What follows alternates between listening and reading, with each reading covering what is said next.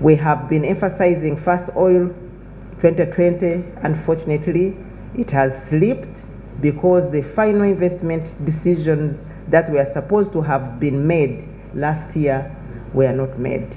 The Minister for Energy and Mineral Development, Engineer Irene Muloni, has re-emphasized that Uganda's first oil is expected in 2022. Speaking at a two-day workshop for members of parliament on the developments in the oil and gas sector in Uganda, Muloni attributed the shift to the delay by the joint venture partners Total, China National Offshore Oil Company, and Tullow to make an investment decision to develop the oil fields in Tilenga and Kingfisher blocks. The final investment decision for Kingfisher by CNOOC is expected in April this year, while that for Tilenga is expected in mid-2019, which is June this year. And this will be followed by development of the fields for us to achieve the first oil. The refinery is expected to be commissioned in 2023. The Speaker of Parliament, Rebecca Kadaga, was concerned over the inconsistencies on the timelines of the oil production, keeping Ugandans in anxiety. It has been receding and receding. First was 2014, now it is 2023.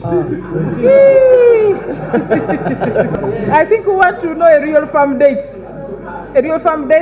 on which you can benchmark. Minister Muloni said land acquisition has been one of the major challenges facing the projects. The compensation is high, and so we must prepare and have resources available to be able to compensate and secure land for these projects. Once work commences in the preparation for first oil, right, Honorable Speaker, we're expecting around $20 billion to flow into this country. So we must prepare ourselves. The Speaker spoke about the issue of the number of Ugandans expected to get employment in the oil fields, something that the Minister of Education and Sports has embarked on. We're going to have 25,000 jobs? 25,000 jobs. And the bulk of them will really be taken by people who have the qualifications, but they will not be Ugandans. So for me, my concern is that we must find avenue for the Ugandans to train here so that we are ready when the right time comes.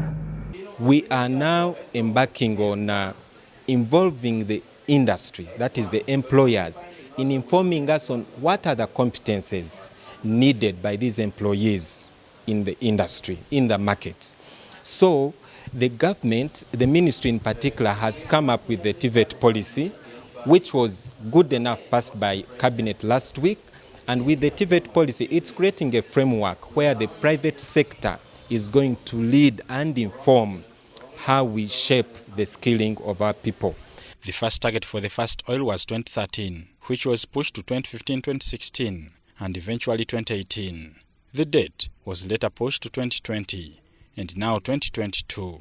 Uganda has made 21 oil discoveries with the joint venture partners and granted production licenses for 14 fields. Bernard Higa, UBC.